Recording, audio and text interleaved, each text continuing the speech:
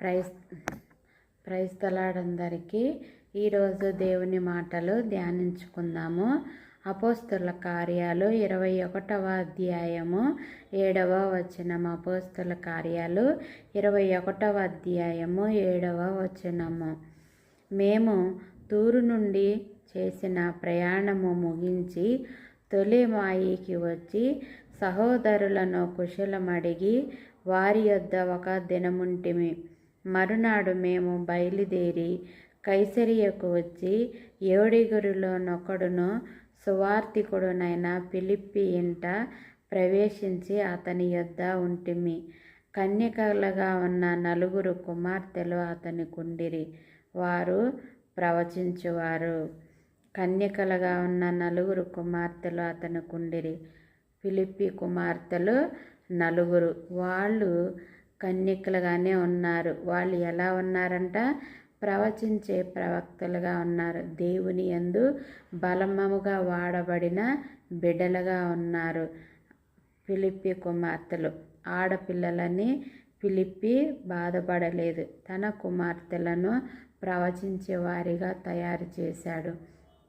తను కూడా దేవునిలో నమ్మకమైన వ్యక్తిగా ఉన్నాడు. దేవుని యందు భయం భక్తి కలిగిన వ్యక్తిగా ఉన్నాడు ఫిలిప్పి.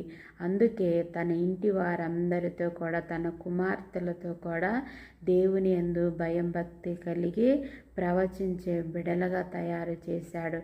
చూడండి, ఎంత గొప్ప ధన్యత. దేవునిలో మన పిల్లలను పెంచడము ఎంతో గొప్ప ధన్యత అండి.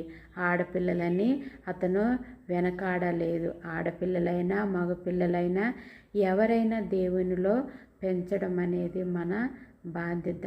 పిల్లల్ని దేవుడే ఇస్తాడు. ఎవరిని ఇవ్వాలి అనేది దేవుడే ఖచ్చితంగా సమకూరుస్తాడు, ఇస్తాడు. వారి ఆలోచనలను ఎరిగి, వారి చిత్తాలను ఎరిగి, ప్రతి ఒక్కటి వారికి ఏది మంచిదైతో ఏది ఉత్తమమైనదో తెలుసుకొని వారికి ఇచ్చే దేవుడు. అందుకే ఫిలిప్పి కుమార్తెలు 4 కన్యకలుగా ఉండి ప్రవచించే వారిగా ఉన్నారు. ఈ దినాలలో మన పిల్లలను కూడా అలాగా ప్రవచించే బిడ్డలుగా మనము తయారు చేయాలని నేను ఆశపడుతున్నాను. మీరు కూడా అలాగ చేయడానికి ప్రయత్నించండి. మన పిల్లల జీవితాన్ని దేవుడు ఖచ్చితంగా సరైన మార్గంలోని పెడతాడు. పిల్లల్ని ఇచ్చేది ఖచ్చితంగా దేవుడు. కుటుంబాన్ని కట్టేది దేవుడు. పిల్లల భవిష్యత్తుని సరిచేసేది దేవుడు. ఎలా ఉండాలి ఏంటి అనేది చెప్పేది కూడా